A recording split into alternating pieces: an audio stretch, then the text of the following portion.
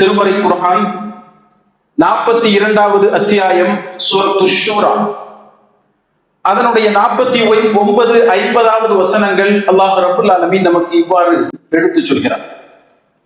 லில்லாஹி முல்குஸ் ஸமாவாத்தி வல் அர்த், வானம் பூமி அனைத்தினுடையவும் முல்க் அரசு அதிகாரம், ஆட்சி அதிகாரம் அல்லாஹ்வுக்கே உரியது.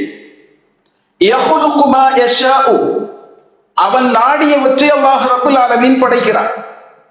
யஹபு லிமன் யஷாஉ இனாஸா, யாருக்கு அவன் நாடுகின்றானோ அவர்களுக்கு அவன் பெண் மக்களை கொடுக்கிறான். வயஹபு லிமன் யஷாஉ துகூர், யாருக்கு அவன் நாடுகின்றானோ அவர்களுக்கு ஆண் மக்களை கொடுக்கிறான். ரப்பு சுப்ஹானஹு வ தஆலா அவன் கொடுக்கிற அருட்கொடைகளை பற்றி எடுத்து சொல்லும் போதே என்ன சொல்கிறான்? முதலாக குறிப்பிடுவது பெண் மக்களை உங்களுக்கு கொடுக்கிறான். உங்களுக்கு பெண் மக்களை அல்லாஹ் ரப்பு சுப்ஹானஹு வ தஆலா அருட்கொடையாக தந்திருக்கிறான். மனிதன் விரும்பக்கூடியவற்றை பட்டியலிடக்கூடிய நேரத்திலும் அல்லாஹ் ரப்பு சுப்ஹானஹு வ தஆலா இவ்வாறு சொல்லி வருகிறான். எந்த அடிப்படையிலே ரப்பு சுப்ஹானஹு வ தஆலா தொகுத்து வழங்குகிறான் என்று சொன்னால், ஸுய்யின லின்னாஸி ஹுப்புஷ் ஷஹவாத்தி மினன் நிசாஇ வல் பனீன், ஷஹவாத்துகளை நேசிப்பது, மனிதனுக்கு ஆசைப்படுத்தக்கூடிய தேவையானவற்றை நேசிக்கக்கூடியதிலே அல்லாஹ் பரிசைப்படுத்தும் போது முதலாக யாரை சொல்கிறான் என்றால் மினன் நிசாஇ, பெண்கள். இப்படி ஒரு முன்னுரிமை அல்லாஹ் ரப்பல் ஆலமீன் கொடுக்கக்கூடிய காரணம் என்ன என்று கேட்டால், அந்த காலத்திலே பெண்கள் அடிமைகளை விட கேவலமாக நடத்தப்பட்டார்கள். பெண் குழந்தைகள் உனக்கு பிறந்திருக்கிறது என்று சொன்னால் அந்த பெண் குழந்தைகளுடைய பிறப்பை கெட்ட சகுனமாக கருதினான். அந்த சகுனத்தையும் வைத்துக் கொண்டு நான் வாழ்க்கை நடத்த வேண்டுமா அல்லது அதை புதைகுழிக்குள் புதைத்து விட வேண்டுமா என்று காலகட்டத்தை யோசித்துக் கொண்டிருந்த காலகட்டம். அந்த இடத்தில்தான் ரசூலுல்லாஹி ஸல்லல்லாஹு அலைஹி வஸல்லம் அவர்கள் மக்களுடைய சிந்தனையை தூண்டும் விதமாக திருமறை குர்ஆனை எடுத்து வைக்கின்றார்கள். வஇதல் மௌஊதத்து சுஇலத் பிஅய்யி தம்பின் குதிலத், புதைக்கப்பட்ட பெண் குழந்தைகள் வினவப்படக்கூடிய சந்தர்ப்பம் ஒன்று உண்டு. அந்த புதைக்கப்பட்ட பெண் குழந்தைகளிடத்திலே கேட்கப்படும், என்ன பாவம் செய்துவிட்டு உங்களை புதைத்தார்கள்? நீங்கள் இவர்களுக்கு என்ன பாவத்தை செய்து கொடுத்த காரணத்தினால் உங்களை இப்படி உயிரோடு புதைத்தார்கள் என்று கேட்கப்படக்கூடிய ஒரு காலகட்டம் உண்டு, ஒரு நீதிமன்றம் உண்டு அல்லாஹ்வுக்கு முன்னிலையில் என்று சொல்லி நபிகள் நாயகம் ஸல்லல்லாஹு அலைஹி வஸல்லம் திருமறை வசனங்களை அந்த மக்களுக்கு ஓதி கொடுத்தார்கள். எல்லாவற்றிலும் அந்த மக்களுக்கு முன்னுரிமையை பெற்றுக் கொடுத்தார்கள்.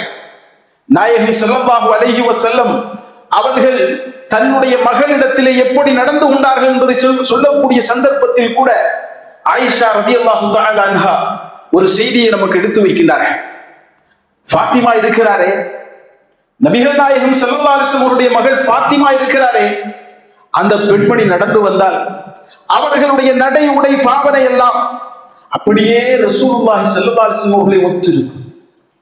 அவர்கள் நடந்து வருவது போன்று இருக்கும், அவர்கள் பார்ப்பது போன்று இருக்கும். அவர்களுடைய அந்த பாவனை யாரிடத்தில் இருக்கும்?